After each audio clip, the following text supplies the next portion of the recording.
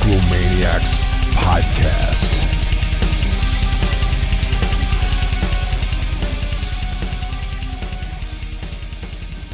Good evening, everyone.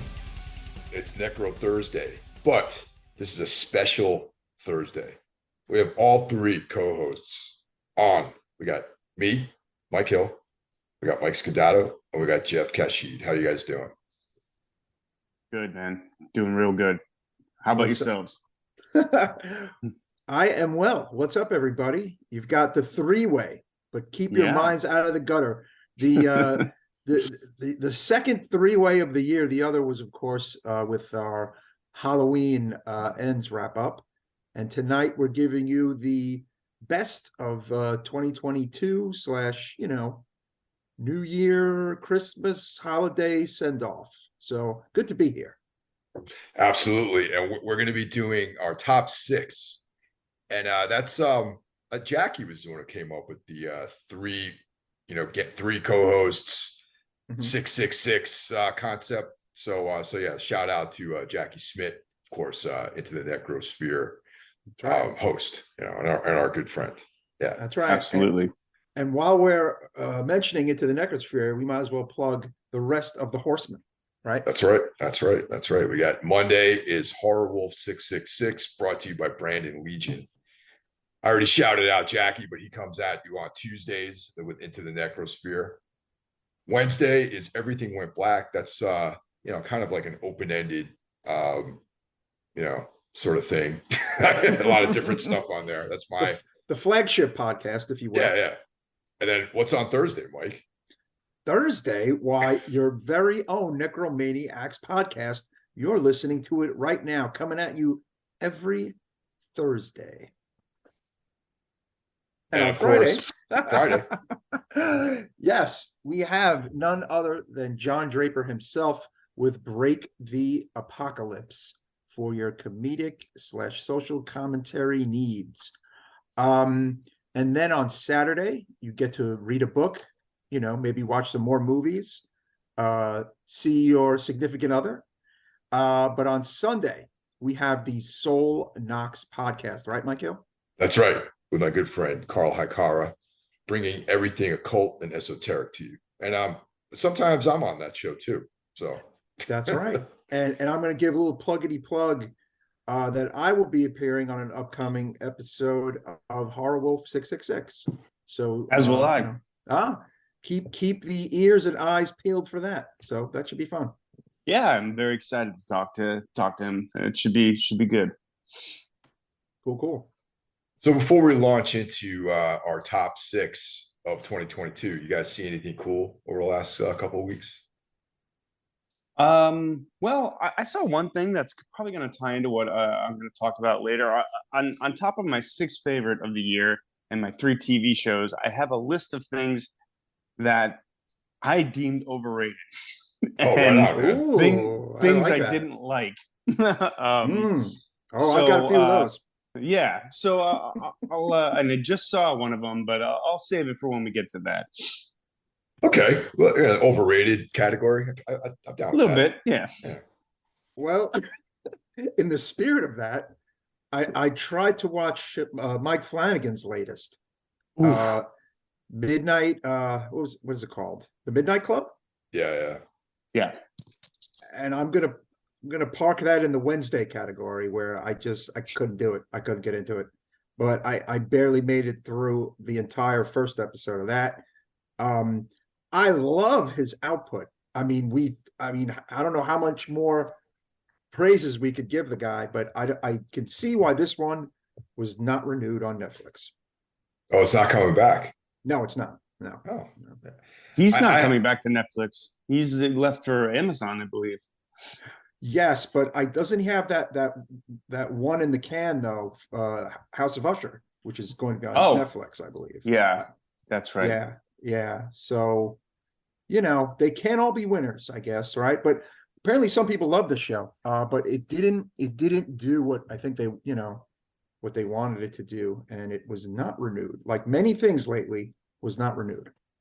had a very like YA kind of vibe to it, I thought. Well, I only saw about 2 episodes. I No. agree with you. I agree with you about Wednesday as well. It's funny. I was listening to your episode on Christmas Bloody Christmas today. And I came home last night and my girlfriend was watching Wednesday, Mhm. and I sat and watched 2 episodes with her. And I think, Mike Scandato, you were too kind to it. It was unbearable. Too kind. See, that's the thing. Like, I don't know, man. Sometimes I feel like a complete alien. I'm like, am I watching what other people are watching? It's like, I don't know. But at least I know that we have similarities here on our little clique, you know? So I guess I'm not that much of an alien. Yeah, and it really fits with what Tim Burton's been doing the last 20 years, which is just putting out bad stuff. um, I was once a fan when I was young, but I'm no longer in the Tim Burton camp. Mm. So sad to say. I mean, Yeah. I love me his, you know, mid to late 80s output, 90s output, up to maybe even, you know, Sleepy Hollow is great. From you know, what's the other one from around that era with God, the musical. Sweeney Todd, isn't that Tim Burton? Oh, Oh I don't yeah. even think I saw that. That is good. So maybe like that's like his last big hurrah for me. So I did I enjoy that. think it was Ed Wood for me, but Mhm. it may have been one or two after that. I was thought were pretty good. Oh no, Big Fish. Big Fish was quite good. Mhm. Yeah. Yeah. What about you, Mike? I saw some cool stuff. I caught Incantation on Netflix. That I thought was really good. Resurrection on Shutter, which is features Tim Roth. And that's like what I liked about that, it almost is like a 70s psychological horror slash thriller, Hmm. kind of in the Don't Look Now, like Nicholas Roeg kind Oh, of I want to vibe. see that. Okay. Yeah, highly recommend it, man. Really well acted. Like Interesting. it's more psychological, you know what I mean? And then Hmm. not a horror movie, but I saw this in the movie theater at the Angelica on Saturday. The Whale. Oh, Yeah, yeah. Darren With Brendan Fraser. Aronofsky with Brendan Hmm. Yeah. Fraser. Yep. Oh, I About want fat. to see that. He plays a fat guy basically. Yeah. Is it good? All right. It there were things I liked about it, but it was pretty heavy-handed, I thought. Hmm. You know, and I know like there was like you know, the people that probably were at the Angelica were probably, you know, probably crying and thinking of how emotional it was and you know how sympathetic the character was and all these things. But to me, I don't know, it just didn't seem very subtle, you know, and there was like broad strokes very much playing on your emotions. And I got to be honest with you, I didn't really like it that much. So Hmm. when you say it's about a big, large man, what else is there? Like, what is it about? um, it's about like all right, it's about this guy. He's gay, right? Mhm. He has a daughter, okay, and his partner dies because of some religious guilt that gets bestowed on him because they're involved in some weird church. Hmm. Okay. So the guy basically starves himself to death. And of course, you know, Brendan Fraser's character, guess what? He gets really fat. So Ah. that's right there. I'm like, this is fucking stupid, if you ask me. This is so like basic bullshit. You know what I mean? Like, So oh wow, the partner died by starving himself to death, and the Brandon Fraser's character's response to that is to gain gain. weight to get really, really obese. Okay. He, of course, he abandons his wife, his kid. You know, he's estranged from his kid. His daughter, Hmm. actually, his daughter is the actress who played Max in Stranger Things, that redheaded girl. Okay. Okay. Hmm. Really, I mean, the acting was great. It was technically a good film. It was, to me, it seemed like a play almost because it all takes place in his apartment. And there's some stuff in there that's like I thought was funny on it, maybe unintentionally, like with the food enabling and stuff like that, and his just like Hmm. gluttony. Hmm. And yeah, you know, it was it just has he's like an English professor. His daughter is such a great writer, but she's an outcast and everyone hates her, but she's actually kind of horrible as a person. And it's Hmm. just like very heavy handed. Like it has to do with like Moby Dick, of course, right? The whale. The Get it? whale. Hmm. I mean, that's get it. It's kind of I like, get it. I get it. not very subtle, man. And I just like, I don't know, like when I don't know, it just there was no artistic nature to it. I thought it was just I got being hit with a hammer. Very Hmm. very blunt. Okay. But go see it. It was I would like to see it. Yeah, yeah. yeah. Darren Aronofsky's one of the greats, I think. It's weird. Like he normally doesn't go for the obvious and heavy-handed. And even when he does sort of dip into that water, it's usually like a cut above the rest, like a movie like The Wrestler. In someone else's hands could have been completely cheesy, but he made it. He made a very great movie with that, and it doesn't sound like he repeated that with this. Nah, it was very yeah, I mean there was some definite things in there that were there's like some darkness in there, which I thought was cool about enabling people. But that was almost like a secondary or tertiary plot line, was he had someone who took care of him, this like Hmm. nurse. She worked at a hospital, but she was also feeding him this disgusting food, like this two pizzas and like fucking Wow. double meatball subs and like just all this stuff. And it's like, so she was taking care of him, but also killing him too. So that's kind of Hmm.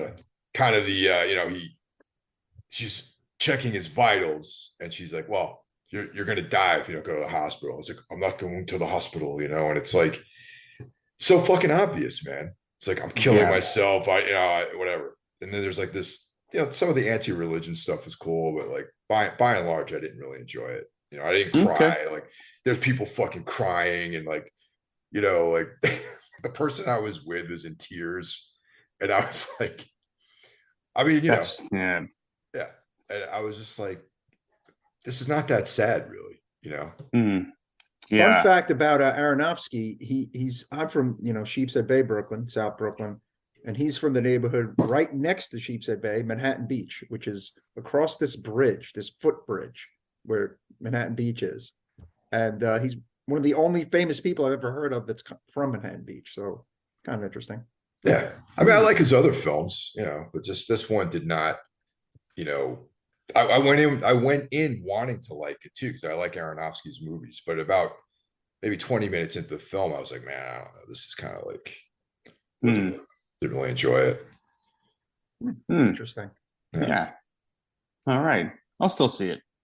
No, definitely go see it. You might come away with something completely different than me. So Mm-hmm. Cool. Cool. All right. all right, so let's start this roundtable here, man. Who wants to go first? Jeff, you want to go first?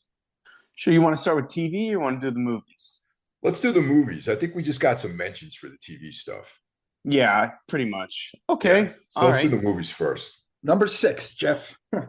Number six. Okay. It's a movie you guys just covered today. My number six is Christmas, Bloody Christmas by Joe Begos. Look at that. Made the top 6. How It about that?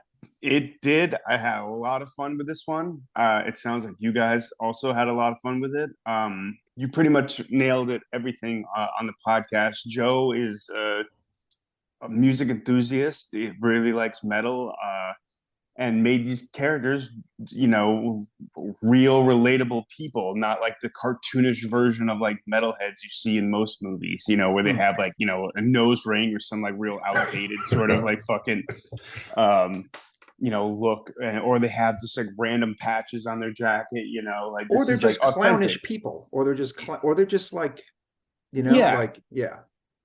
I really like that. I appreciated that it was a slow burn that just sort of developed into like a really gruesome slasher. It was also, I thought, very funny. I mean, anytime you use a dead 8-year-old as a human shield, that's just funny to me.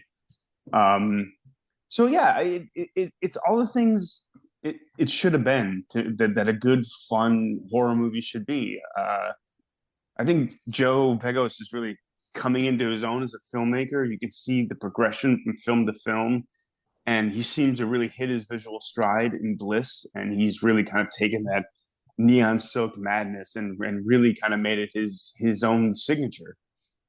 And to bring it to a Christmas movie, now this is going to be something I watch, once every Christmas, I'd imagine. A lot of fun. Well, I was mentioning in our episode too how there hasn't been a solid Christmas horror film, and it seems like Couple years. probably a while, right? Yeah, Hmm. Yeah, yeah. well, there This was a Black Christmas remake, but that doesn't count. That doesn't count. yeah, yeah. I still want to see it. I have I not seen it. I want to see it too. I haven't seen the other remake either.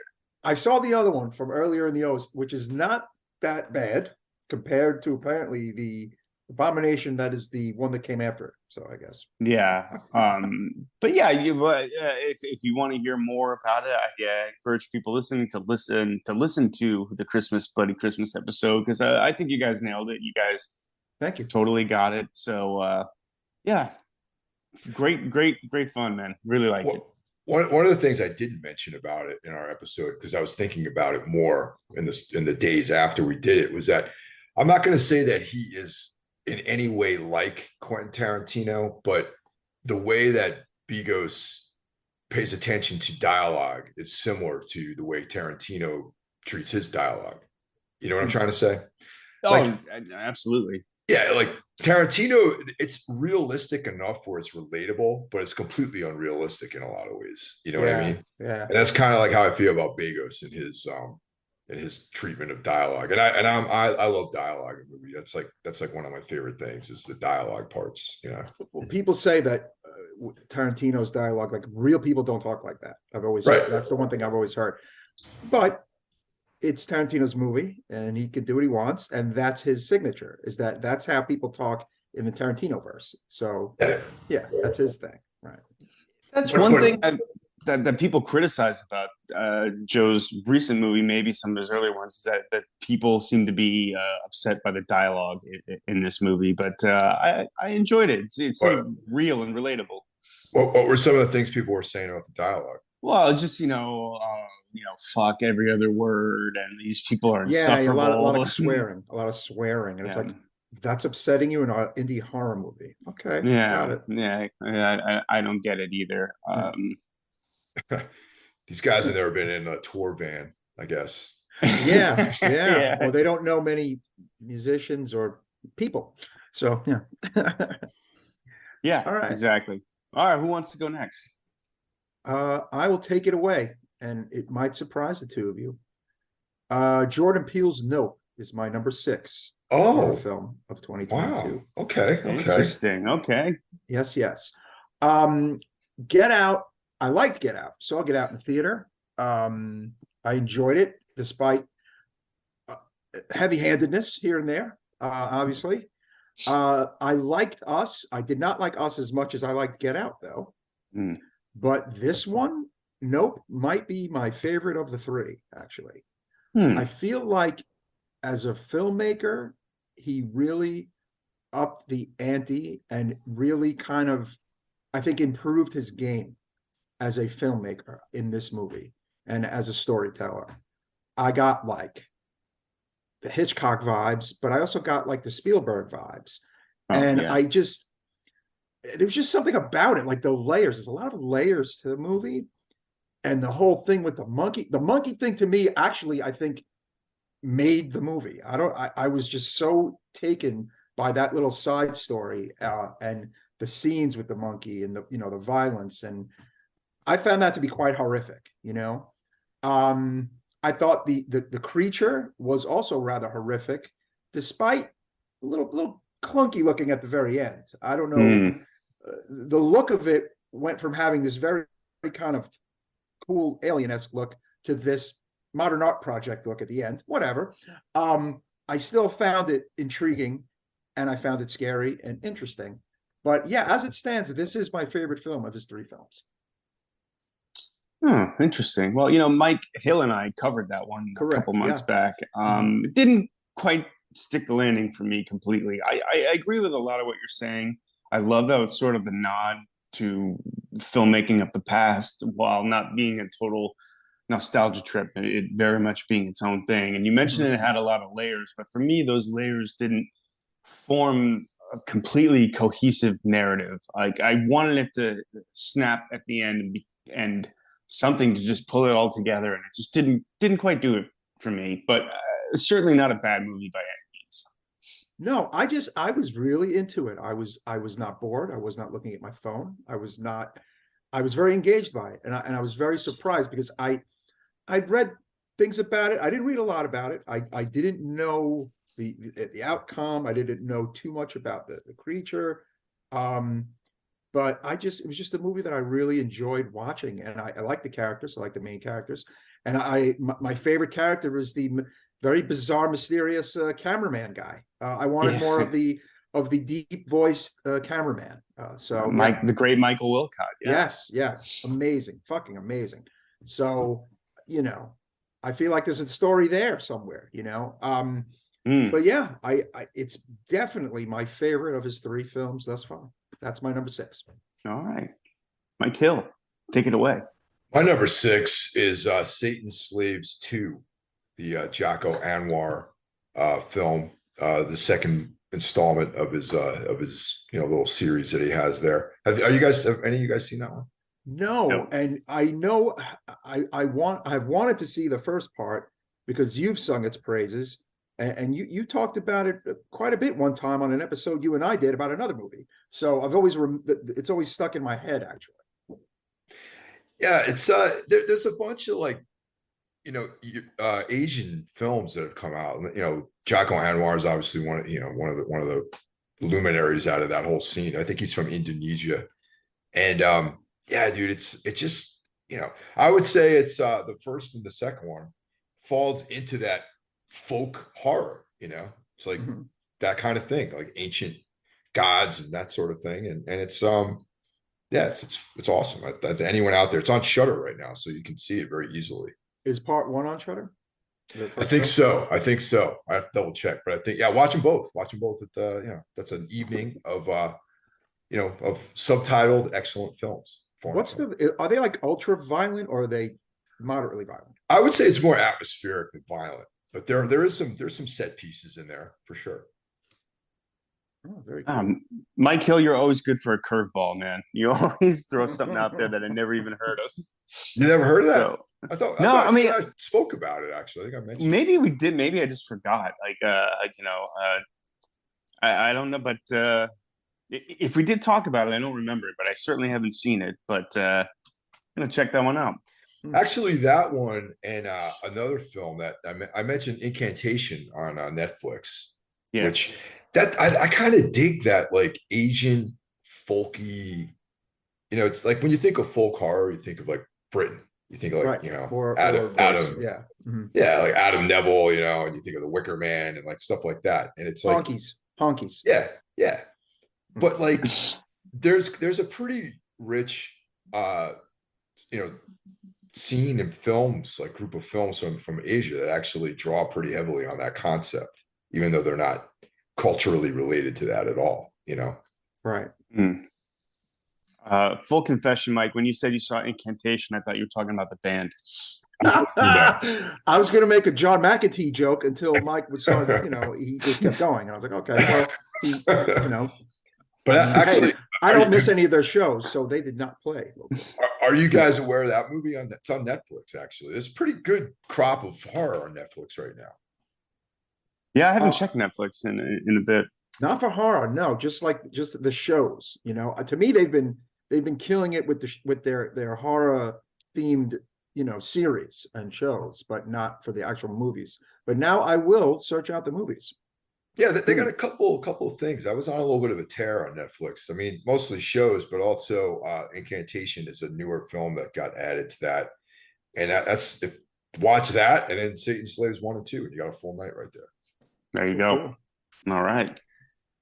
We moving on to number 5? Yeah, let's do that. All right. Here's another one that you guys covered and an episode I enjoyed a lot from you. My number 5 is Men, directed by Alex Gardner. Pretty divisive movie, to say the least. To be more accurate, I would say most people did not like this. And really?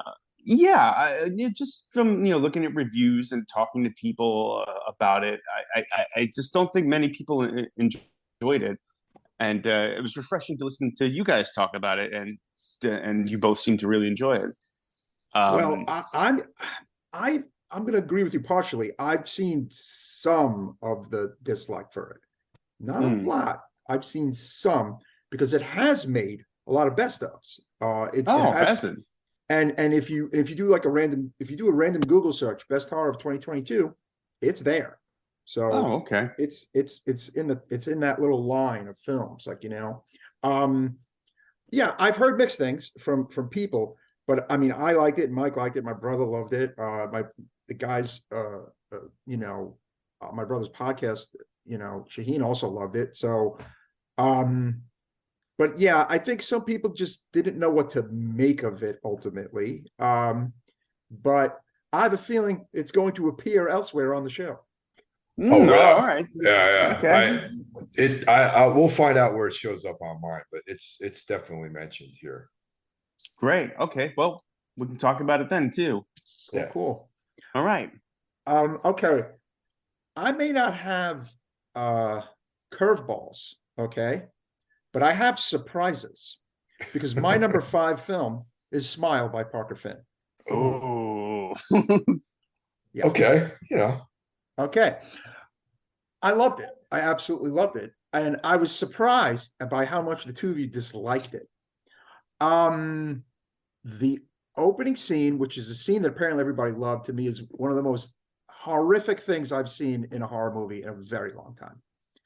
And I actually felt that the smile is fucked up looking and is scary and disturbing and works. Although some people might have been a little taken aback by some of the smile and saying that it's not scary. Well, it's scary to me.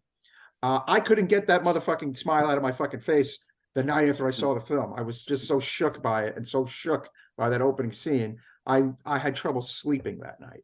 So if that isn't the mark of a good horror movie, I don't know what is. That aside, I think Susie Bacon was great. I think she was believable. I felt like her agony was like projecting through the movie. Like I felt it was like legit, I felt bad for her. I cared about her. Was some of the other actors, actresses in the film top notch? Maybe not. However, the main character, the star of the film, I thought was great. I think the story itself has legs. I think we could have a wonderful sequel here. I think we could potentially have a franchise here.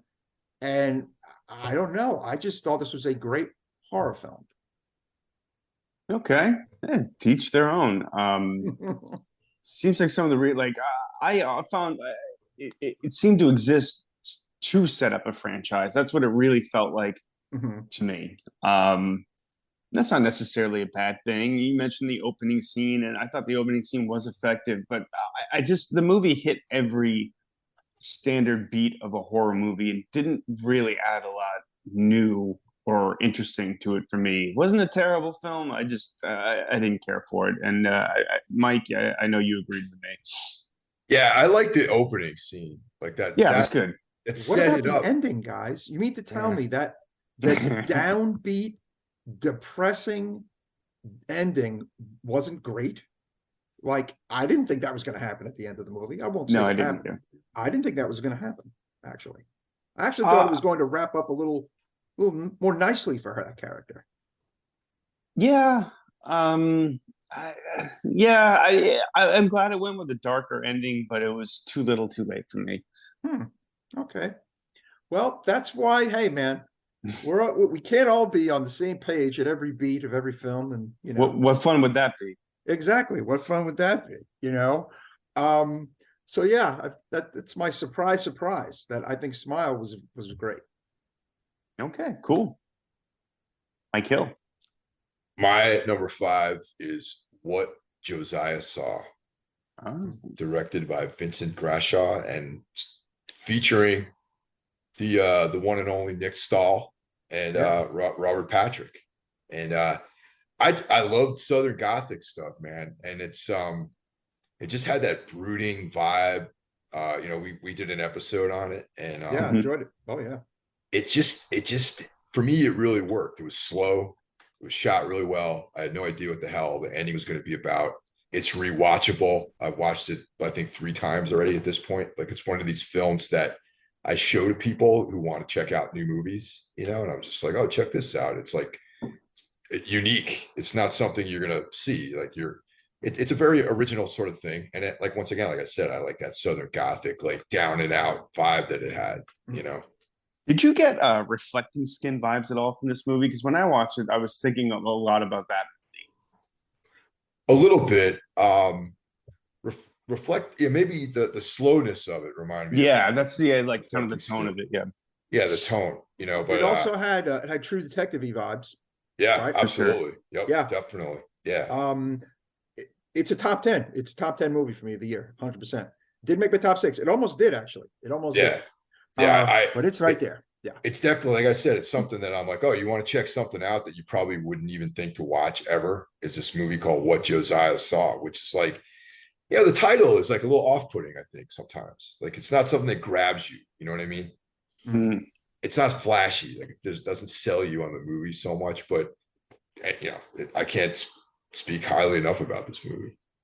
I need to watch it again. I actually had COVID, but didn't know I had it when I first watched it, and I was really out of it, which may have led to like my enjoyment of the overall experience of watching it. But I found myself sort of like my brain going elsewhere in certain sections of the movie. Not to say that it wasn't good, but I just I need to give it a second watch where I'm a little bit more attentive and not dealing with COVID. Also, the other thing I talk about is just that it's kind of broken up into these like vignettes. It's like Mm. I think that's probably why I like it. It reminds me of reading like a chapter, like chapters in like a Harry Crews book or something like that. Mm. Yeah. Oh no, yeah, I could see a book. I could see the book. Like I could visualize it, and absolutely, like I could see it being like a novel. I agree. Yeah. Yeah, almost like a Tom Piccarelli novel or something like that.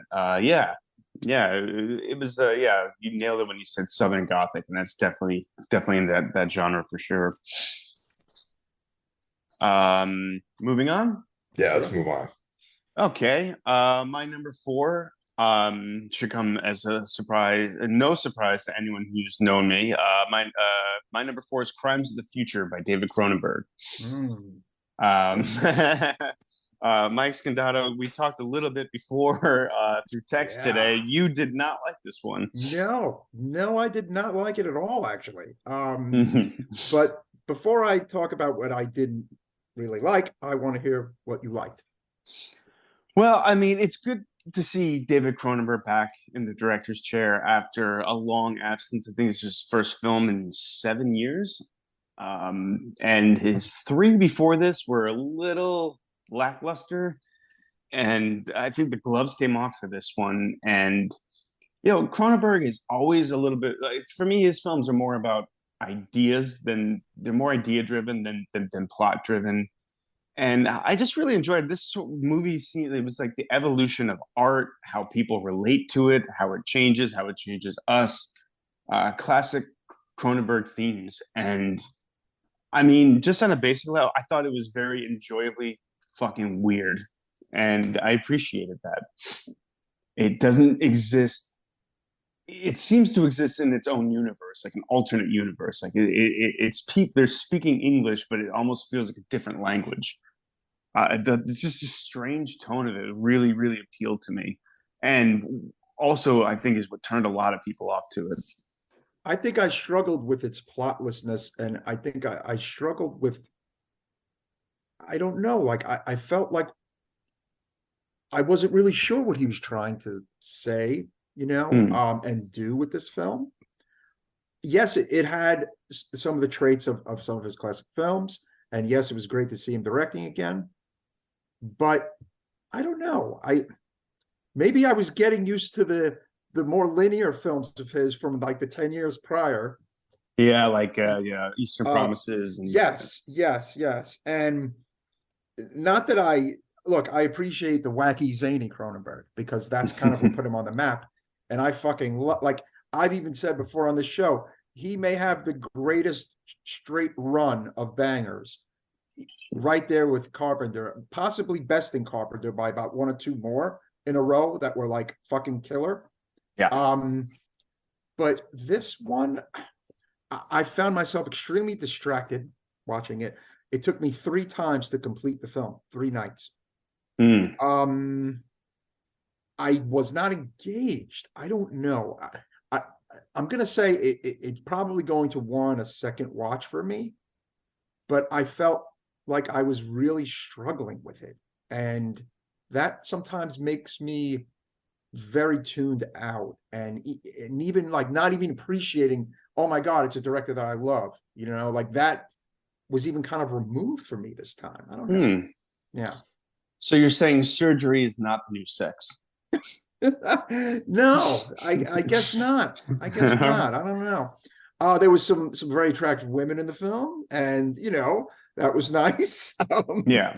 But yeah, and I got that. I got the whole that is kind of the new sex kind of part. Like I got that. Okay. But I don't know. This wasn't one of his like bangers for me. I don't know. Mike Hill and I dug it. I dug it. It was almost on my top 6, so it shows up in here somewhere. But yeah, I mean, I really, really enjoyed it, and I like the oddness of it. I like the weird, uncomfortable vibe. I like the chair, that yeah. that Geiger-esque like flesh chair that Yeah, he the sat flesh in. chair, the flesh chair. Yeah. And yeah, I'm gonna watch it again. Yeah, I dug but it. Also, didn't good really for performance. me. Yeah. Good performance from Kristen Stewart, who I think gets an unnecessary amount of shit about her acting. She's very good in this. Yeah, I think like she's her. good. Yeah, I like her. She does get a lot of shit. I like her. Yeah. Yeah. So it's good to see Cronenberg back in form. It was a script that he wrote a long time ago too. It was called Painkillers. He was set to make it in the '90s with Nicolas Cage. And I was always really kind of bummed that he didn't make it. So I'm glad he kind of dusted it off and probably modernized it or did a revision on it and finally got to see it. Did I read somewhere that he has another movie coming out, Cronenberg? His son does. Cronenberg Oh, has okay, a movie all coming right. out. Then all right, I thought I The misread trailer it for it then. came out. Yeah, it Okay. looks cool. It looks like another awesome. weird film. Yeah, dude, his last film was awesome. Yeah, well, we all 3 of us called it the movie of the 2020. That's Yeah, right. That's right. Yeah. That is correct. That was 2 years ago. Jesus. Wow. I know, crazy, huh? All right, it's time for my number 4 as we're moving right along here. And it is none other than Alex Garland's Men. Hey, I really like this movie. I thought that ending was fucking amazing. I mean, look, I enjoyed the whole film, but to me, that just like over the top effects, just like what in God's name am I watching ending, made to me for one of the better movies of the year. I like the creepy folk aspect that then kind of just took this other turn right at the end. But still, I kept all the folk stuff intact at the same time. Looking forward to more from Alex Garland for sure. Yeah, I mean, I know this is a movie we all of us enjoyed. yeah. One criticism I seem to see a lot, and I was curious what you got. Did you find it heavy-handed at all, or mansplainy, or anything like that? Those are some criticisms I saw lobbed at it, and I said it on the episode. I felt that this was not a movie that was like men are all scumbags, men are the evil of the world. I mean, the men she encountered were not good, obviously. But I didn't think it was a movie made to bash men or anything like that some stupid people thought. Yeah. Right. Yeah. If you're when you bring politics into film, and it's really heavy-handed and preachy, it's a big pet peeve of mine. And this is how you do it. I thought for sure when I saw the trailer and the title, I thought it was going to be way more preachy. Right. But I thought it was good, man. I had no problem with it. I thought it was very, very well done, and that message was put forth in a very tasteful way, I thought. Yeah, and it's funny. This is Alex Garner's 3rd film. It's my least favorite of his of the 3, and I still loved it. Yeah, I mean, yeah, I don't know. I think sometimes people look for controversy that isn't there, as we all Mm, know. So, and I don't think the controversy was there. But like Mike said, I also thought when you first see that trailer that didn't show much and the name of the movie, you're kind of like, oh, okay, here we go. But the movie was not that. The movie was no, not that. No. no, and I think some people had their minds made up before they even saw it too. Yes. I think that played a lot into people's thoughts of the film. Yeah. All right, So, so I'm up, right? My number four. Mhm. yeah, My number four is Pearl by Ty West. okay. Yeah. I thought it was the Gone with the Wind of horror films. Oh God. I dug it, man. I fucking love it. You know, I thought it was cool. I liked the way it looked great. It's I'm really interested in that universe, you know, with Pearl and how it played into X, and then the next thing that's coming out too. And I like how it's a period piece. Yeah, it didn't try to recreate the feel of the X. I like that way. It takes place in the 29, somewhere around there, Yeah, Yeah, yeah. early something like 30s, that. and although it feels like a movie that could have existed in that time, like like it's very very clever and it's very much its own thing. I'm curious to see the third film in this trilogy and how they all fit together. Which is But in the 80s, I believe, takes place in. Yeah. Yep. yeah, but And so like, far so good. you know, Ty West, like I like his other films, but I really like the latest stuff that he's done. You know what I Mm. mean? Like I think this is like he's really hitting his stride right now. Yeah, well, he took a break and now he's on fire. Like, you know what I'm saying? Maybe the break worked. Like he took a Yeah. couple, he took a good little break. And yeah, I mean, I like literally almost all of his shit. So no, totally. I enjoyed Pearl. Pearl did not make my top six, but it will appear later. So for me. Me as well. Yes. Okay. What are we on? Three? Yeah, number Yeah. three. Okay. This movie was released in 2021, but it was released in the United States this year, Mhm. so it counts. Yes. My number three is a movie Mike Hill turned me on to. It is the movie Bull. Oh, dude. Wow. Is that true? It was released in this. It was released in the States this year. I should yellow flag you for this, man, because it's almost like cheating, but oh man, because I kind of would have had that if that one counted actually. Bull is fucking Oh. killer. Wait, the Dude. movie, it's called Bull? B-U-L-L? Yes. It's Oh called yeah, Bull. Okay. dude. Because I remember like Old Boy came out in Korea in like 2004 or something like that, but it was on every best of the year for 2005.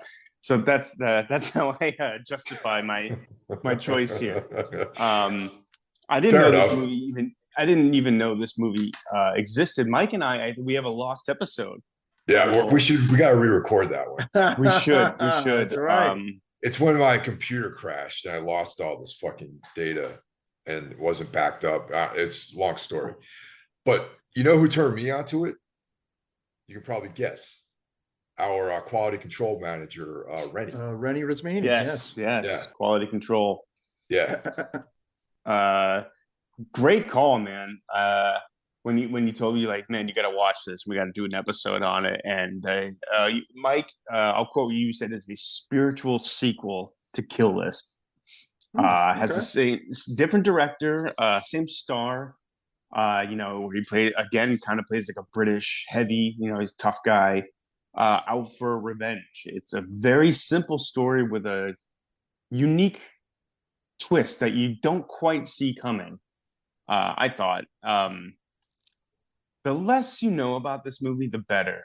All I'm saying is it is worth seeking out, and it is fantastic. Mike Hill, I know you agree with me. Oh, dude, it's such a good fucking movie, man. And I'm always a sucker for those like slow moving, broody, atmospheric like crime films. There's Yeah. I think I mentioned it in our last episode, Mike. There's a film called The Stranger. It's an Australian film. Yes. That's like the same kind of thing. It's just like dark and like sort of brooding and slow. And that's kind of what Bull has, that same atmosphere to it. and it's definitely a horror film. So Okay. Absolutely. Yeah. Yeah. Absolutely a horror film. And it's funny. It almost did have like an Australian like vibe to it, where just like the movies they make in Australia, they just get under your skin. They're super violent and disturbing. And this definitely falls into that category. funny thing is like the actor that they choose in both Kill List and Bull, Yeah. Neil Maskell, You know, is yeah. like he's like totally like a like you would never pick him out of a crowd to play like a tough guy. Hmm. You know what I mean? Right. Like he looks like Barney from Napalm Death, sort of, you know. But like, He does. yeah, but but he's just Modern like a Barney or old Barney? modern Oh, Barney, okay, like modern. Short hair short Barney. hair Yeah. Barney, yeah. Hmm. And it's like, but he just looks like so hard in like all of his movies, man. Like this really just like hard dude, you know. He just Hmm. has that kind of face. There's like a sadness to him and a menace to him that he's just one of those actors that the camera loves, as they say, But yeah, you're right. He doesn't. First glance, you wouldn't probably he's a guy you wouldn't think twice about, but you put him on screen and he's fucking terrifying. Yeah, yeah, good one, nice one, definitely. All Cool, cool. right, yeah, I'm ready with number 3, and it is none other than Damien Leone's Terrifier 2. That's my I knew number this would 3 pick. show up. Yeah, oh Of yeah, course. definitely, man. Of course, of course. Um, the sleeper hit, so to speak, of 2022. Let's be honest. I don't know. It made back 8, 9 times its budget or whatever. How much money it made back. You know. Yeah, a lot of fun, a lot of blood, a lot of gore, a lot of over the top shit. Had the pleasure, of course, seeing this in the theater, as I talked about on the episode. Um, yeah, a movie I believe to be a historic horror film that hopefully, you know, brings forth some more kind of over the top fun horror along the way. I don't know what more I could say about Terrifier 2, but great movie. I think we're witnessing the beginning of of a new horror icon, and someone who will sit like with like Freddy Krueger and Jason. You'll be seeing like Halloween costumes of the clown from this movie in the next few years, I'd imagine. This kind of movie really isn't my thing. I find them unnecessarily cruel and almost in poor taste. But it's good. It's always good when a no budget movie really lands and makes a ton of money, and I think that's always a win for the good guys. I'm quite fond of this one, as you guys will see. And you know, frankly, slashers are not my thing either, but this one really is something I like. I like this movie a lot because there's a logic to it, like and it's not all revealed yet, I feel like there's an overarching storyline that's going on. Unlike Jason, Freddy, Michael Mm. Myers, like, because it's the creation of one guy and his vision, there's going to be a continuity with this character that's slowly being revealed. Like, I don't really know exactly what, Art the Clown is, but I Mm. know that in future movies, his origins could become a lot more clear. Continuity is a bigger thing in modern filmmaking, whereas in the 80s it wasn't a thing at all. Like No, if you not watch, no. yeah, No, if you not watch any really. of the big franchise, the horror movies, they're just all over the place. Maybe a little bit for Halloween. There was Yeah, a continuity, little, obviously, but in a you way, know, yeah, yeah. for I Friday the 13th, guess. after part 4 of Friday the 13th, there was no continuity. After part 4, Mm, after the final chapter, it was all kind of out the window. it's kind of yeah, Um, and more so with the Freddy movie, the Nightmare on Elm Street movies. They're really, I mean, from movie to movie, it's sort of all over the place. totally, totally. But yeah, man, that is my number 3. I have a feeling it's a lot of people out there's number 1. Probably. Hmm. Mike Hill, what's your number 3? No, I don't give a fuck. My number 3 is Something in the Dirt by Justin Benson and Aaron Moorhead. Mhm. And I don't care what anyone says. I love this movie. It's not everyone's cup of tea out there. Some people haven't even heard of these guys yet, but I like watching them act too. In this movie, you can tell that they were playing in the bigger field in the big leagues because this is like a huge step forward in their process as filmmakers. They just came off with doing some big budget stuff, and they can make like a crystal ashtray look menacing and disturbing, and it's similar to like the Lovecraft story, Dreams in the Witch House, I think, in some ways, because it takes place in this room. There's like mathematical stuff involved, and there's a truly unexplained cosmic presence in the movie. And the movie is just mainly about their projections of what this thing is and their life experiences and how that is molding their conceptualization of what's actually happening. But at the end of the movie, you still have no idea what the hell's going on. Yeah, and it definitely speaks to your love of dialogue-heavy movies. This movie is just basically two people in a room talking. Is that the cast? Two people? Yeah, and it is the directors. Basically, yeah. There's other people. There's other like peripheral people involved, but really the bulk of the story is the two of those guys talking to each other, and it's fucking awesome. I think it's very interesting. I'll save my thoughts for when we do the episode because we're going to do one. Yep. I will say the Benson and Moorhead, the directors who also acted in this, they were also the leads of The Endless, another film they directed. Their acting got a lot of criticism, and I think they really stepped it up in this one as far as their acting abilities go. There wasn't a false note between their performances. I thought they did a fantastic job in the movie. And it also ties into The Endless and Resolution as well. And there's things. I did some research on a lot of stuff in that movie, and I watched the movie almost frame by frame this last, like a couple days ago. Awesome. And there's a lot of stuff that connects to those other films. Yeah, I can't wait to talk about that one. It's going to be fun. Yeah, for sure. So it's an expansion of that universe that they're creating. Much like I have never seen a Bagos movie before Christmas Bloody Christmas. Guess what I'm about to say? I think I know. I've never seen any of these films. Well, three of them are on Shudder right now. Spring. So I have a long break from work, and I'm going to remedy this because I have a feeling I will enjoy these films. Hey man, there's only so many hours in a day. So many days in a week. So, but I'll get to it. Because I'm missing out, I think. You're in for a treat. This is their fifth movie, right, Mike? And Something in the Dirt. And, there's one. There's their fifth film. Yeah. They so far they're 5 for 5 for me. The only like slight misstep I would say is that awful Disney Plus show they did, which wasn't even their show. Moon Knight. Yeah, that's it. Yeah. That was like bait and switch though, because they only directed like 2 or 3 of the episodes, I think. Yeah, and they weren't like producers on the show or anything. They were just sort of hired guns, which but again, like it was good for them to get that experience of playing in a bigger sandbox, and so hey, maybe they'll get some more money for the next project. Who knows? Something in the Dirt was a COVID movie for sure. Like when people were just trying to make movies any way possible, and it never felt like that for me. I never once thought like, oh, there's only 2 people in this movie because that's all you could do to make a movie during COVID. It doesn't have that feel at all. You sort of forget that it was made during a global pandemic. I thought. Yeah, definitely. And that's actually one of their apartments. Actually, I think it's Justin Benson's apartment that they shot it in. Oh, I kept trying to like figure out where in LA that was. It looked like mid city, but I'm not sure. No, I'll have to go take a look online for that. Okay, moving on to number 2. My number 2.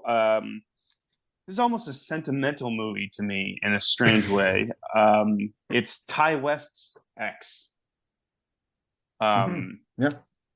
This was the first movie I watched when I moved to Texas. When my TV that we bought at Costco was on the floor because none of our furniture had shown up yet. And my girlfriend and I, sat in lawn chairs in front of the TV because, again, our furniture hadn't shown up. It was the first movie Mike and I did an episode of in my new house. Oh, And so whenever I see this movie again, I'm going to think of that time. This big change in my life and moving from Los Angeles to Austin. and it's Oh, got yeah. Texas vibes. Texas vibes. Exactly. And on top of that, like without the sentimental bullshit, it's fucking great. It is pitch perfect in every way. When Mike and I covered it, I think he gave it a 5. This movie does not hit one false note. Again, it's very funny. It's very good. It's gory. It has one of my favorites, maybe my favorite scene of the year, with the alligator stalking the girl Dude. in the lake. So good. Great scene. Yeah. Yeah. It was a big statement from Ty West, like fucking I'm back and Yep. I'm great. This is a director just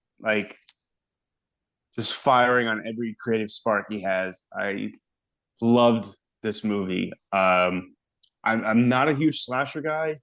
This really brought something interesting to the slasher. It is really well written, filled with believable characters, great dialogue, funny at times for sure. I loved this movie. Yeah. Oh yeah. Dude, I can't use that's my exact sentiments on this film. Yeah. No, I loved it. Yeah. That's really, see it. If you haven't seen it, you're missing out. Yeah. And again, Mike mentioned Pearl. That's, cool universe he's building, and them coming out so close together. It's also interesting. I don't know. Has that been done? In a horror trilogy, all coming out within like a No, year of each I've other? never heard of it. I've never heard of that happening before. Yeah. No. Very cool. And look forward to the next one.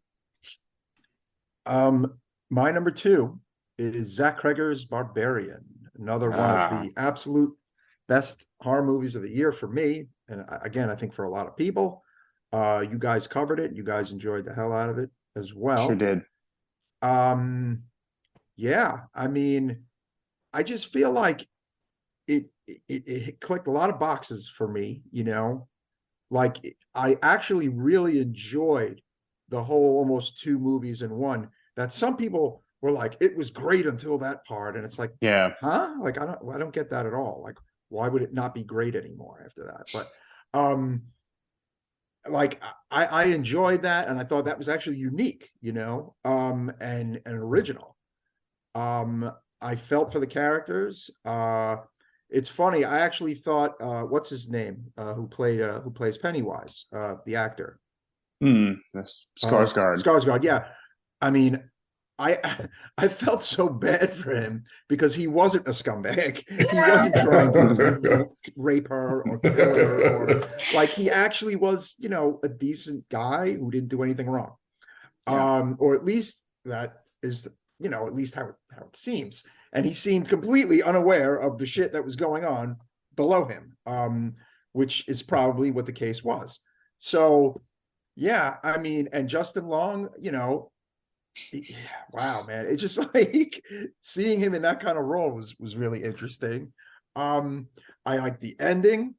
I thought the ending was really sick. And Mike and I have mentioned it reminds us a bit of a really good Brian Keene novel called Urban Gothic.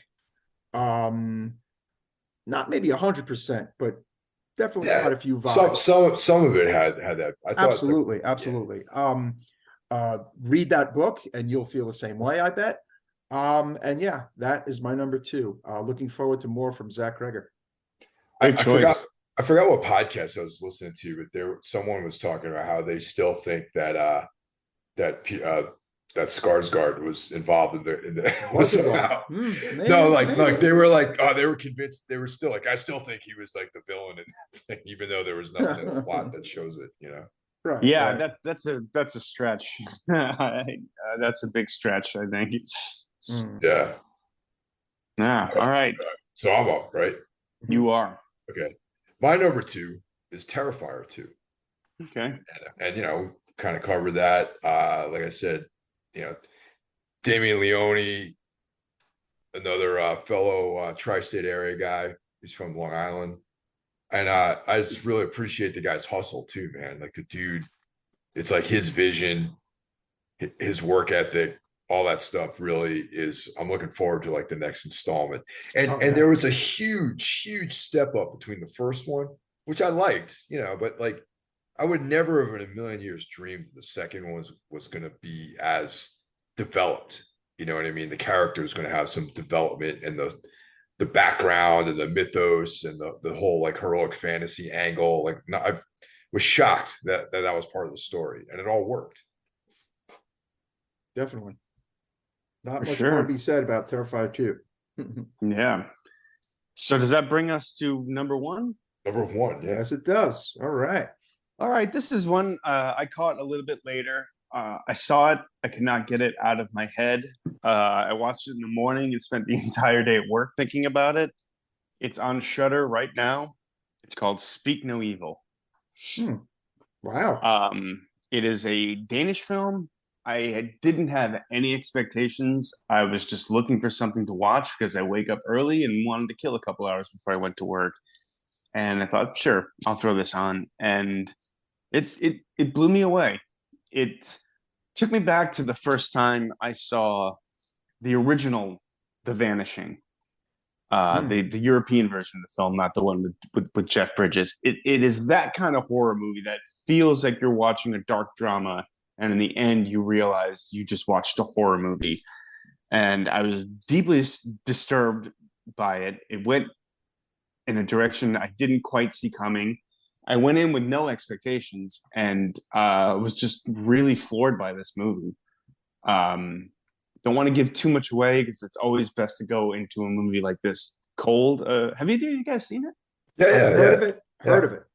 I want to do an episode on it. Actually, Jackie Necrosphere recommended this to me, and he spoke really highly of it. And I checked it out. I dug it, man. And I was fucking so angry at the end of that movie too, man. Just Yeah, it really gets under your skin, man. And like, just that's the best kind of horror movie to me. Something that really just disturbs you and you can't get out of your head. Like I said, like the first time you see The Vanishing, the first time you see something like Midsummer or The Wicker Man, it's just something that just chills your bones. Like, and this did that for me, and it was very unexpected. Came out of nowhere, and yeah, I can't speak its praises enough. Just fantastic movie. I want to see it. I'm going to see it. You should. Awesome. Yeah. I will. Yeah. I will. All right. It's time for my number one horror film of the year, and it is Ty West X. All right. Yeah, man. That is my number one film. It's funny, like I always thought that I always knew it was gonna be in like my top five or whatever, but as the year progressed and the more I thought about it, and I was like, you know what, this was the movie that was like the most me movie, like I just I'm a big Texas Chainsaw Massacre guy, but it also had like, that like, side porno angle set in the 70s. It has a fucking alligator. It has a creepy old woman. It has a creepy husband. You don't know what the fuck is going on initially. It's just like a lot of fun. Really solid return from Ty West. Yeah. Yeah, man. I mean, I don't know, what more can be said. I know a lot of people really like this movie. I'm sure it's appearing in a lot of top five, top tens. I'm sure number ones. Yeah, I liked it more than Pearl, I gotta say. So that is why it's my number one. Yeah. Well, it was my number one for a while. I'll say that. Okay. So I saw it with him. It is my number one as well. There you go. Yeah, dude. It's like I got so stoked when I watched this movie just because, it was a big fuck you to all the woke ass like bullshit sensitivo stuff that's been going on in horror. Like you think about think about Texas Chainsaw Massacre. I think this is what we actually talked about. Like this, Ty West should have remade Texas Chainsaw Massacre. Oh, yeah, for sure. Oh, yeah, I mean? 100%. Yeah. Like that 100%. Bullshit that was on Netflix was so whack, man. And like this is the spirit of that type of film. I think X, it's just sort of reaffirmed like why the fuck anyone makes horror films, really. Exactly. And it's also fun. It was fun. but it also had a lot of fucking brutal shit in it. And it was just good, man. You know? And oddly enough, you know, I did not realize this, and I'm assuming you guys realize this. Wednesday is in this movie, Jenna Ortega. Yeah. That's Jenna right. Ortega Yeah. is literally only 20 years old, which I had no idea she was that young. Okay.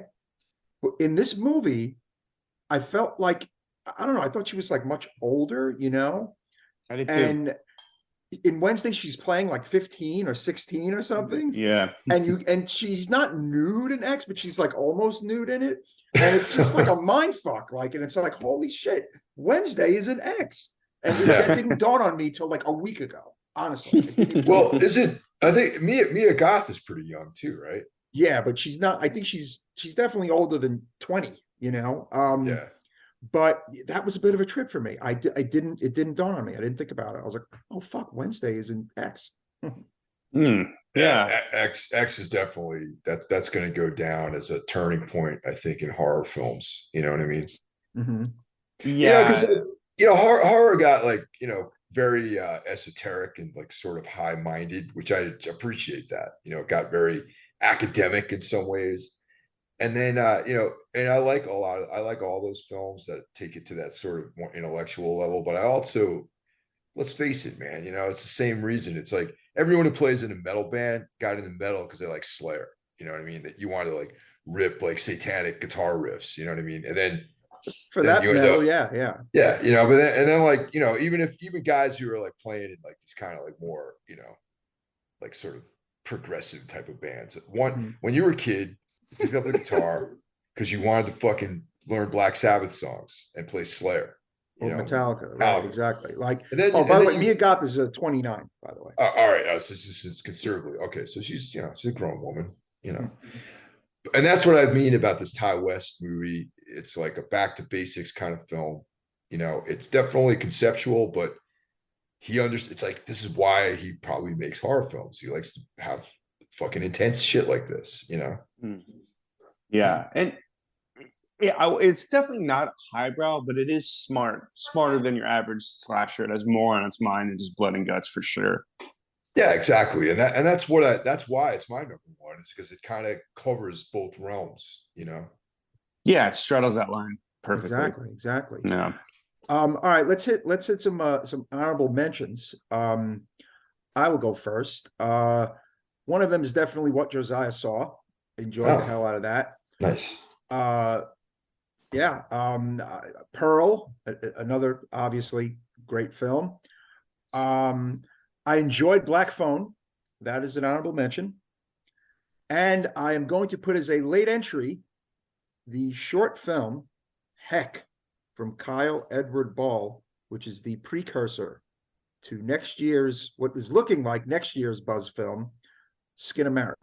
Yeah, dude, I gotta check that out. Yeah, Heck is it's a short. Check it out. It's on YouTube. It's like 28 minutes or whatever, but definitely an honorable mention. And one more little honorable mention is Watcher from Chloe Okono, not The Watcher, Watcher, which is on Shudder. Cool movie.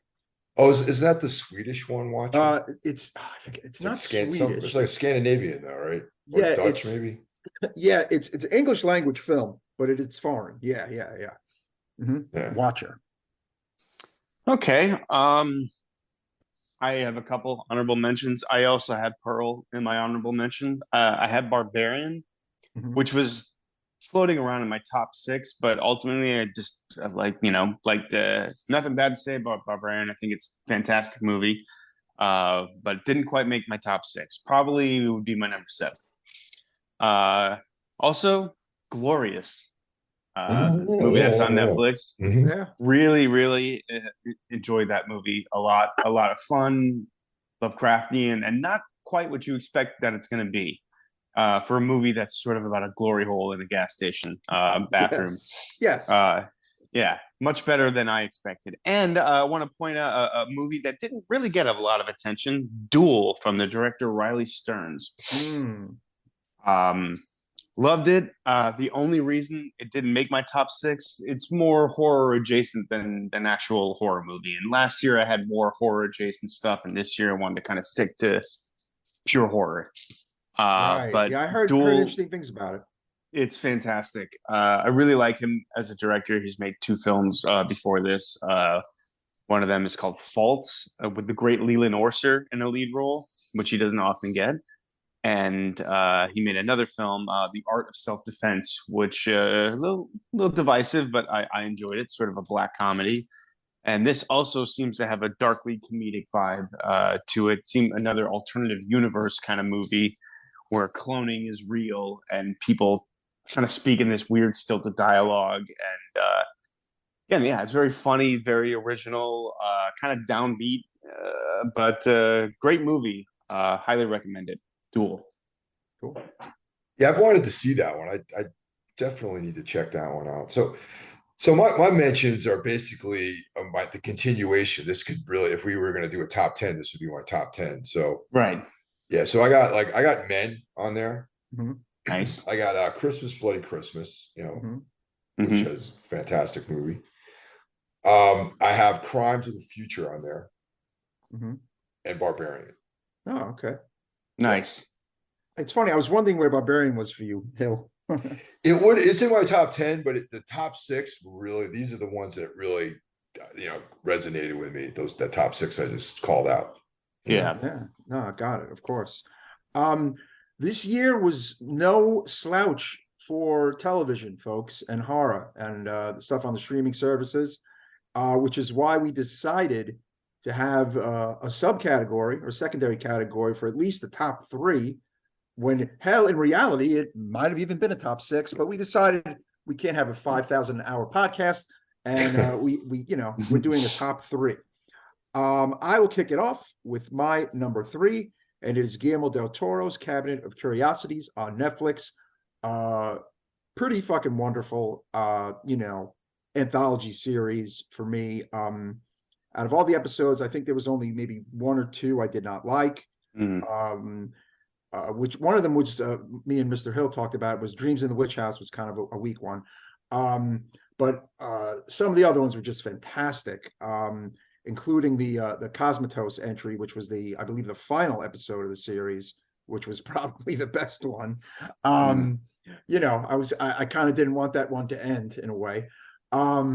But yeah, a lot of fun, pretty harsh at times. It's horror. It gets pretty hard for Netflix, in my opinion. Looking forward to a season 2 of Guillermo del Toro's Cabinet of Curiosities. Would agree with you with everything. For the most part, yeah. George P. or not George P. What's his Cosmatos was by far Panos Cosmatos, yeah. Panos Cosmatos, Cosmatos. yeah. Yeah, George P. Cosmatos was his dad. Yes. Made the great Cobra. Did Cobra. Yes, he did Cobra and Tombstone. Oddly enough. Oh yeah. Dreams in the Witch House was disappointing because there was one I was looking forward to the most, and yeah, it's sort of flat. This show wasn't bad by any means, but nothing in it really blew me away like I hoped. I was kind of hoping, Del Toro would direct an episode. He loves, Lovecraft and all. It just seems like the perfect opportunity for him to really dig into that. And I was surprised that he just was more of played a producer, host sort of role. Not bad by any means. There was none that were like grossly offensive or anything like that. Just nothing rose above the level of, yeah, that was good for me. You know what I mean? That said, I do look forward to a second season. I love horror anthologies. Yeah. Yeah. All right. What's your number three? My number three is American Horror Story NYC. That's my number three. Mm-hmm. Yeah. Number two is Let the Right One In. Okay. Number one. That is also my number two. So we can join that together right now. Oh, My wait. number two is also right why am I reading through all this shit? Oh, I don't That's know. fine. But I just went. All I right, just went with the I'm flow. gonna edit that. I'm gonna edit it. I'm gonna edit this because I'm gonna do it proper. All right, so I'll edit this out. All right. Okay. So my number three is American Horror Story NYC. Okay. Anyone out there, I know that this is like for like probably non-horror fans, American Horror Story, more so than horror fans. And Mm. if you guys want to think I'm false by liking this show, that's fine. But I really do like American Horror Story. Some of the seasons are not so good. I acknowledge that. But this one I thought was very powerful. It was sad, man. Mm. Everyone dies in this fucking one, man. Yeah. Brutal ending. Kind of a statement, like about, the AIDS epidemic and, Mm-hmm. The cops and all that stuff and, homophobia Yep. and all, but couched within one of my all-time favorite movies, Cruising. Absolutely. Yeah. And I thought it was pulled off really well. And I think it captured the vibe that they were going for. And it was pretty successful, I thought. All right. I've only seen 2 seasons of American Horror Story. One was enjoyable trash, and one was just trash. I've mentioned this in the show before. The cult season, the Trump cult thing. That season. Yeah. I liked that one. And then I saw like the one about the apocalypse. Yep. And it was just so unbearably stupid. I don't know how I made it through the whole thing. So I Jeff, pieced out. what you need to see? The absolute first season, which is awesome. The very first season. I probably should. Yeah, I don't know why I didn't start with one, but I think I saw some of it while it was airing and thought, not for me. But I'll eventually get there. I always say eventually. I see everything. My number 3, something we talked a little bit about on the show, is Interview with a Vampire. Yeah. Wasn't expecting much. We were actually in New Orleans when in our hotel room on vacation when this came on. We thought, oh, we'll give it a shot. We're here. We're where it's supposed to take place, and was surprised by how much I enjoyed it. I had, again, no expectations whatsoever of it being any good, and I ended up pretty much grabbing me the first episode and maintained that hold over me for the rest of the season. I look forward to the second season. I hope it's not one of those things that drag on forever. I think shows should be on the air for like 3 seasons tops. Tell a story. Don't overstay your welcome. Yeah. I still have to check that out. I mean, once again, like we said, there's only 24 hours in a day, and but I want to get to that one. I'm interested in checking it out. I watched episode 1 and it really enjoyed it, so I need to finish up. Episode 1 is very good. Yeah, agreed. Who's up for number 2? That would be me. My number 2 is the absolutely excellent Let the Right One In on Showtime. Man, I didn't know what this was going to be. When you're at a 4th iteration of a property, it's the law of diminishing returns. However, not the case for the TV series of Let the Right One In. It's really good. It takes some twists and turns not taken in either the novel or the 2 other films that precede it. And it's just, I don't know, man. It just, with each episode, I got more and more into it and got to appreciate it more. And it has quite a fucking banger finale. I don't even want to say much more about it, to be honest. But the Let the Right One In series on Showtime is 100% worth your time, listeners. Coincidentally, Mike, that's my number 2. Yeah. And it's really does have nothing to do with the novel or the movies. It's like to me, it reminds me of a Vertigo comic, sort of. Like just the concept is there, and they just go in their own direction. There's a whole other sort of scientific element to it, and I'm really just interested in where they go with the next season. It's got a banger ending. Oh yeah, I cool characters. Yeah, and it's just it's set, the whole thing is set up. You feel like you kind of know where the story's going, and then it just explodes, and you have no idea what the next steps are going to be. So I'm really excited about the second season. Done. I just want to point out, if it wasn't for you 2 guys talking about this, I would have no idea the show exists. Well, Showtime I'm not even sure how Showtime exists anymore. I feel like nothing on Showtime is really promoted. You don't really see much like you don't hear about these shows, but the network exists and there's a bunch of shows on it. Yeah. So it's I don't know what's going on in the marketing and whatever, but there's good shit on Showtime, and For you're sure. right. You are not hearing about it. I don't think you're hearing about it. No. I can't remember the last Showtime show that had like a big buzz or a cultural moment since maybe Dexter. Well, there's Dexter, and there's the what do you call it with Claire? The political show that was huge. Oh, Homeland. Yes, those. Yeah. Yeah, but other than Homeland and Dexter, that's it. Yeah, it's been There's a minute. a great show on Showtime that literally no one has seen called "I'm Dying Up Here" about comedy in Los Angeles in the '70s. I heard that was great. It's very, very good. Although it's about comedy, I wouldn't really call it a comedy. It's very dark and dramatic, and it lasted 2 seasons before it was canceled, which is a shame. It's a great show. And of course, there's that sick, John Bernthal, American Gigolo series. I gotta Oh, check. I gotta start watching that. I gotta start watching that. It's unwatchable. It's on. But I want to see it though. I know. I'm with you, man. Because it's like it's just I like so, John Bernthal. John Bernthal rules, man. But it's just like so. I don't know. I have to admit that I do watch it from time to time, but it's like it's just really I don't know. It's funny.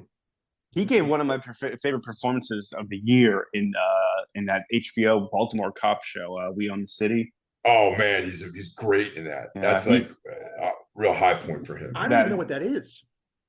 It's sort of a spiritual sequel to The Wire, although this is actually based on a true story.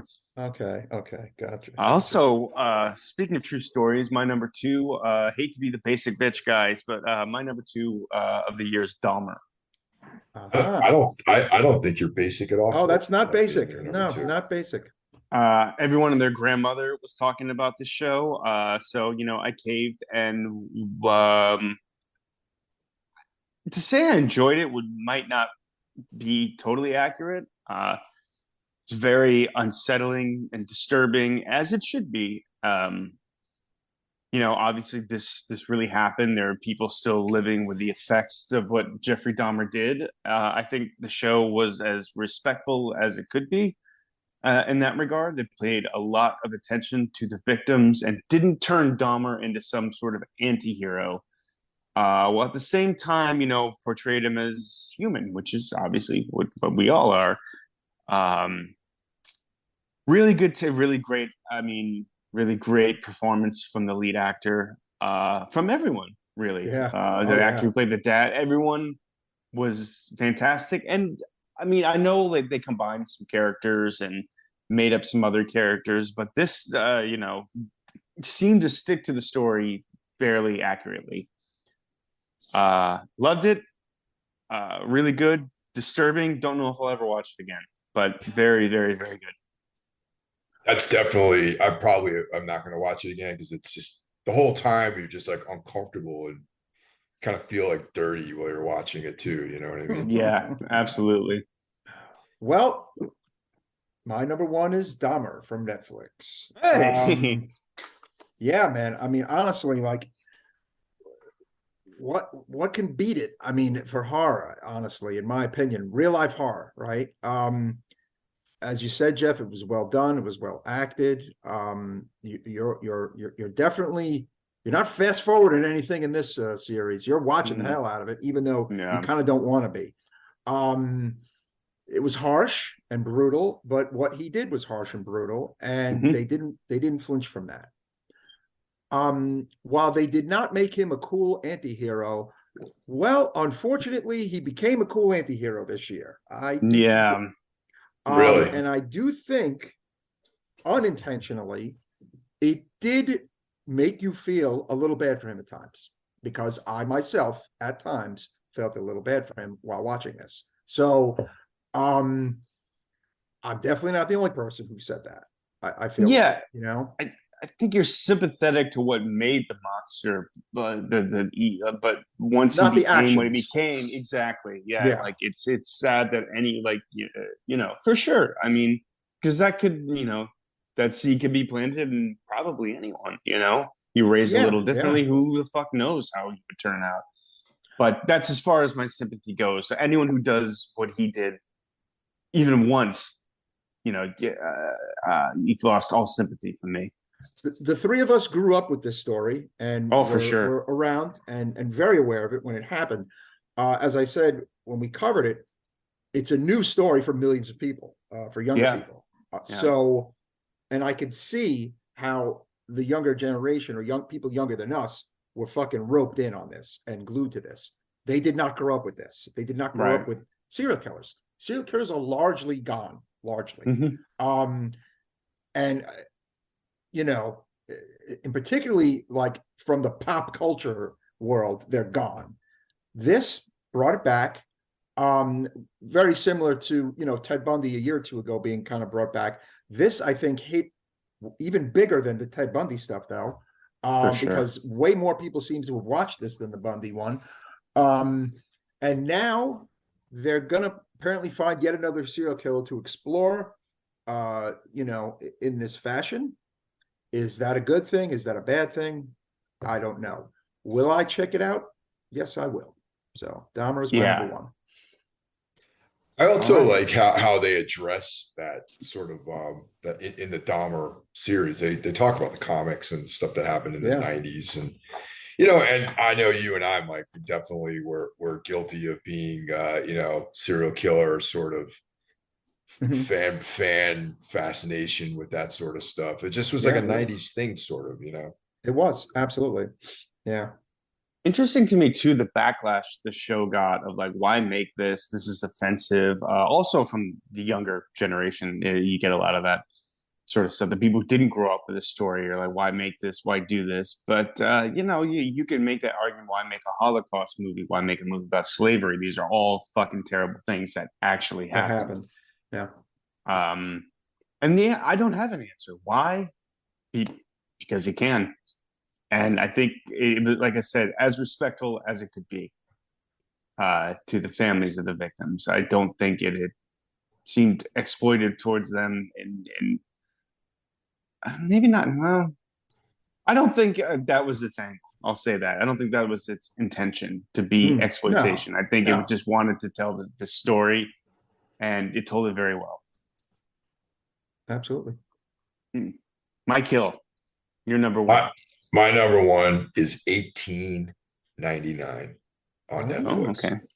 Yeah, it's exactly the kind of thing that I love. It's like got some weird fiction angles in it. It takes place on a ship at sea. There's even some of the kind of technical things I like about, nautical stuff, like, the steam engines and plotting your course with a compass, like all that kind of geeky technical stuff. I really enjoy that stuff. And also just like that Lovecraftian kind of twist, man. I fucking loved it. 1899. And it's if anyone who likes that should also check out Dark, which is another Oh yeah. series that was made by the same people. Cool, cool. Yes, I've been hearing a lot of talk about that.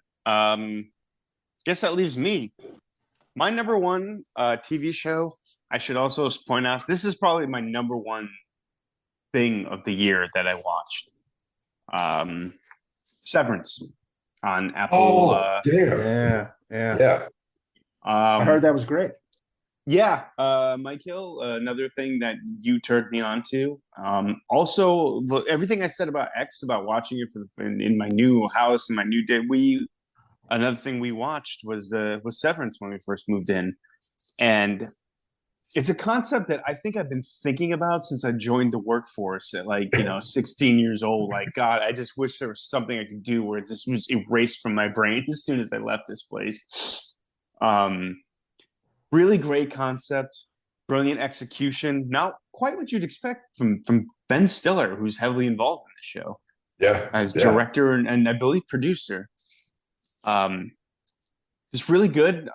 It's darkly funny, Black Mirror vibe, but probably better than any Black Mirror episode I can think of.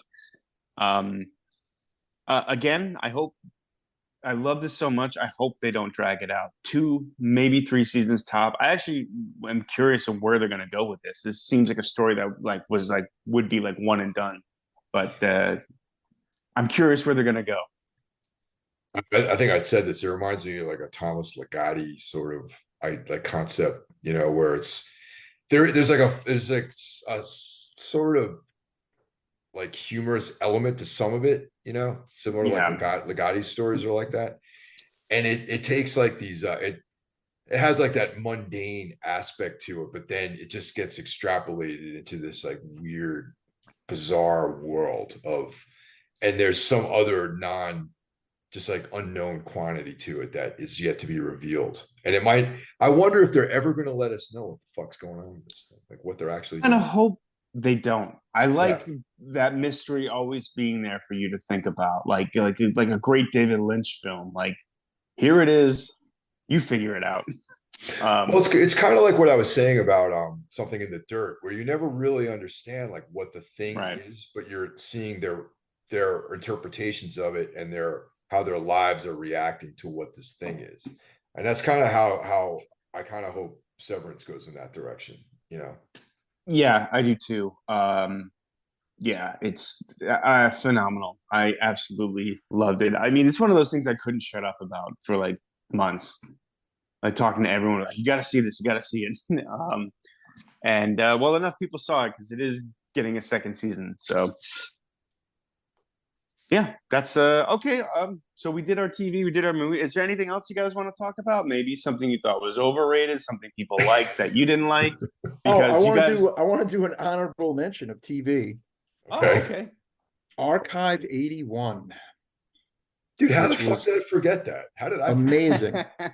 It is weird that you forgot it because you got me into it.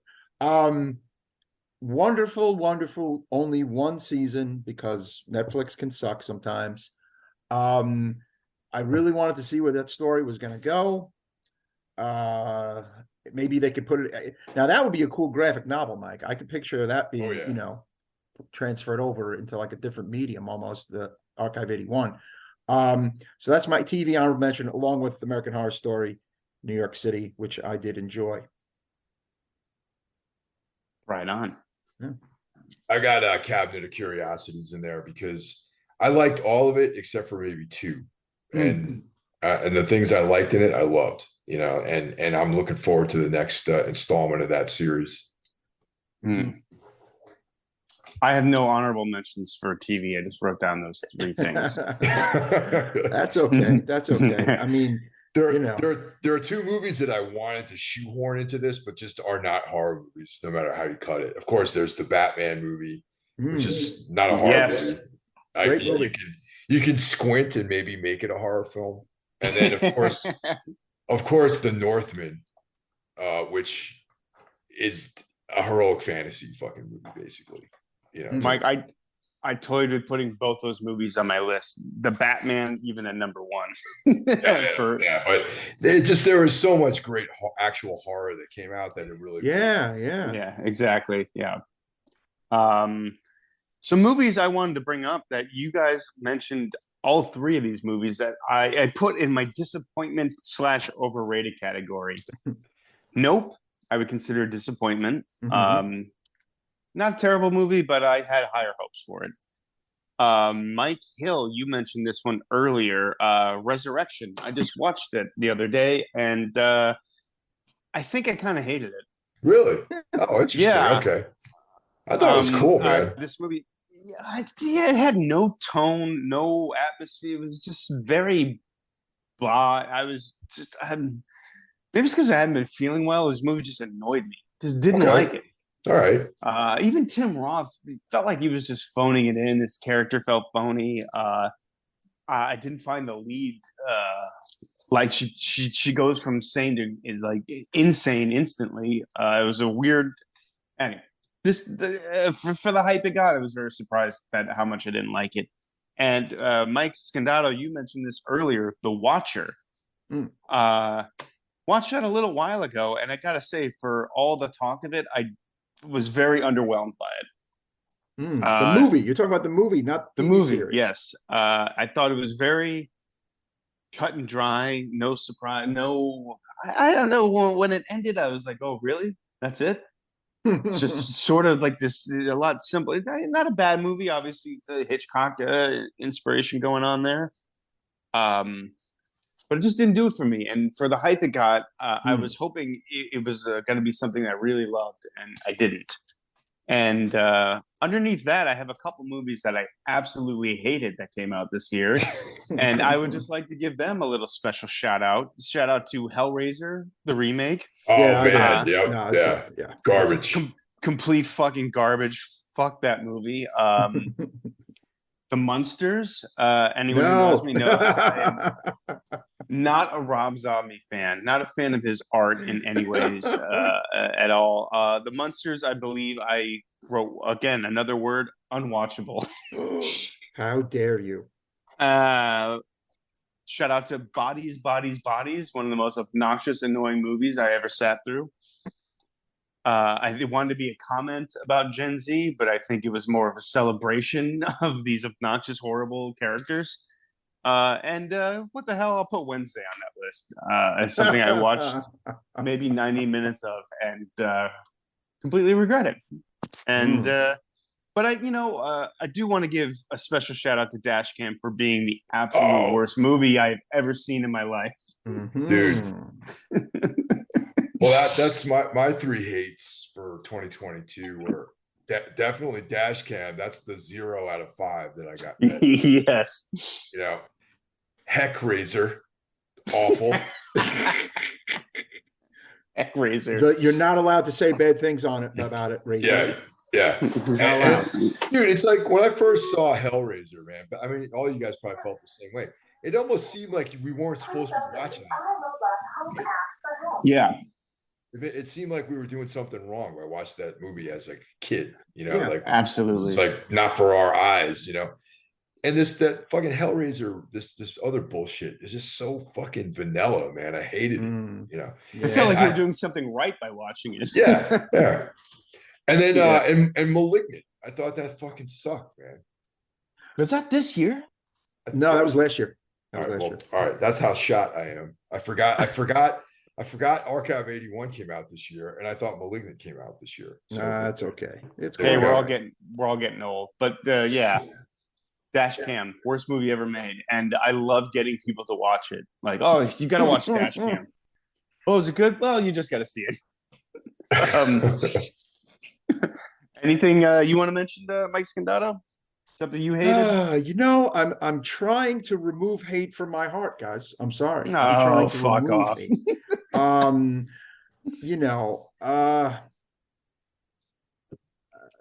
I was let down by your boy Crimes of the Future. I'll tell you that. That's what let me down. I didn't think it was very good. Right. But I didn't hate it. I was let down by it. No, not really. I mean, Wednesday can suck it. Hellraiser can suck it, and the Texas Chainsaw Massacre can suck it. Sorry. Yeah, that's a real fucking that's it. Letdown. Yeah. Fuck, was that this year too? That was the very beginning of the year, Texas. Yes. Okay. I'll add that to the list. That might battle Dashcam for worst movie. No, Dashcam's the worst. Yeah. Actually, the Texas Chainsaw Massacre film came out like just right before X, because I remember seeing those two fairly close together and being like, "Fuck, X is like the one that they should have." That was Texas Chainsaw Massacre, in spirit. You know what I mean? Yeah. And I think Archive came out in January or February of 2022. That's why it was. All right, so I don't know that I fucking almost cried when I found out that second season wasn't coming out.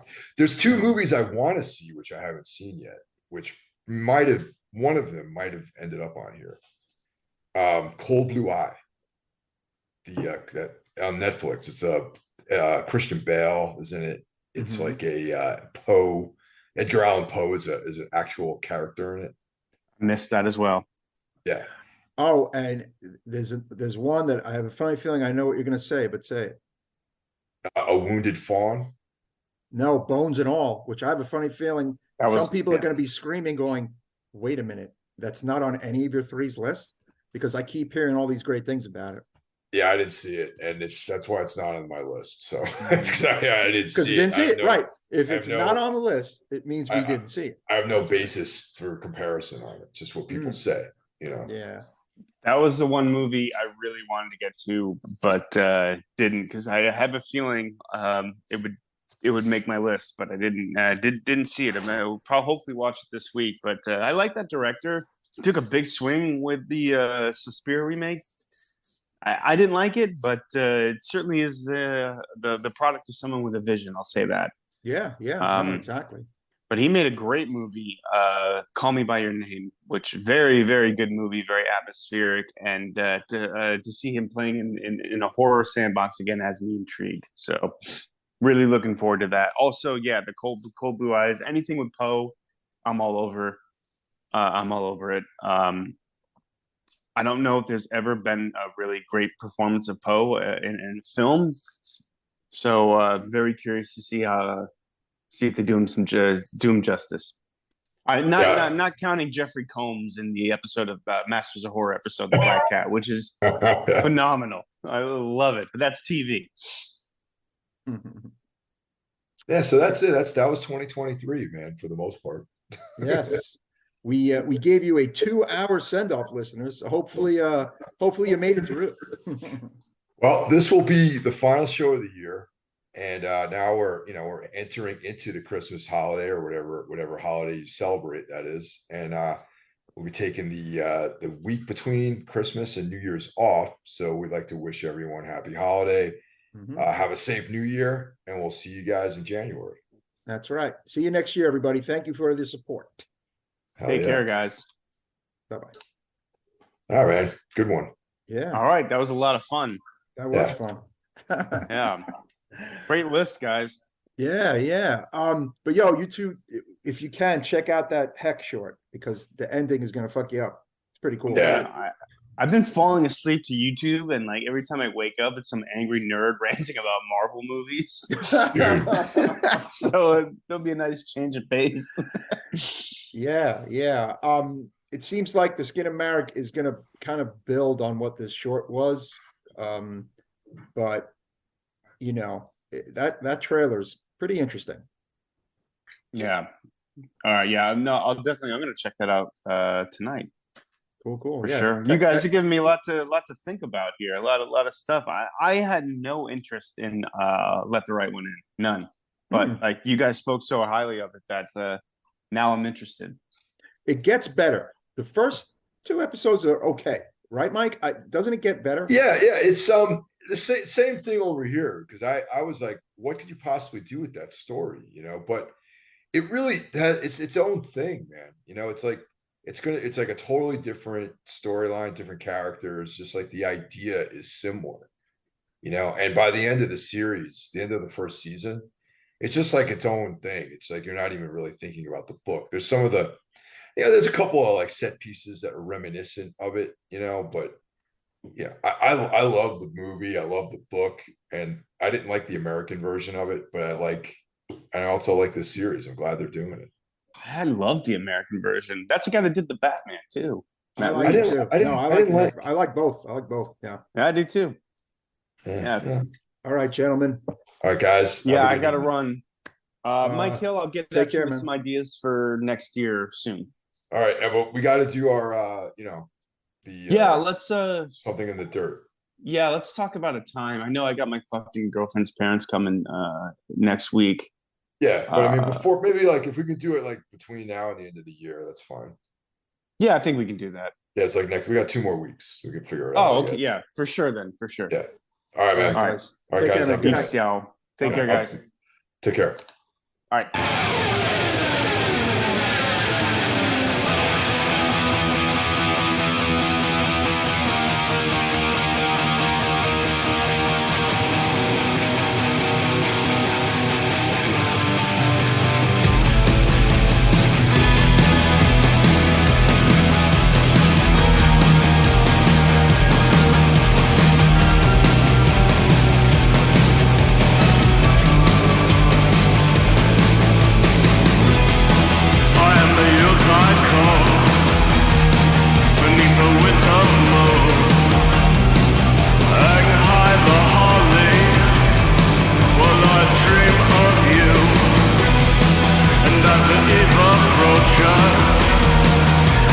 sleigh bells ring. Do not peek at your presents before the nursery. What I want for Christmas, you what I need for Christmas. Bloody Christmas, bloody Christmas. Bloody Christmas, bloody Christmas.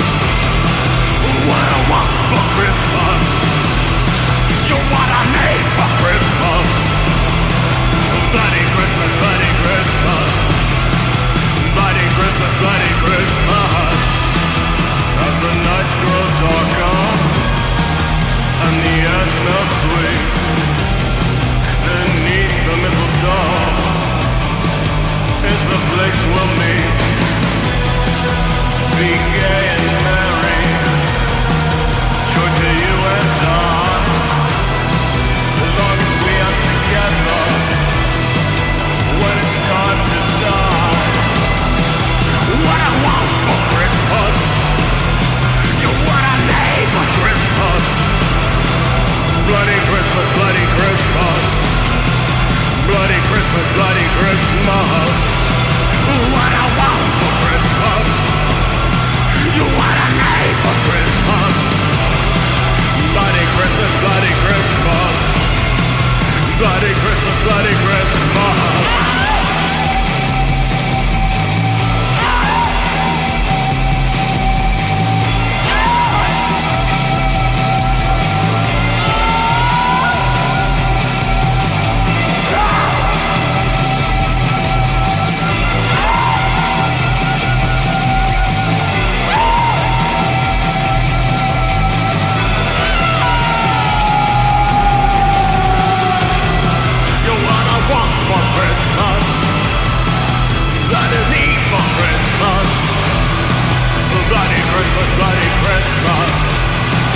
Bloody Christmas, bloody Christmas.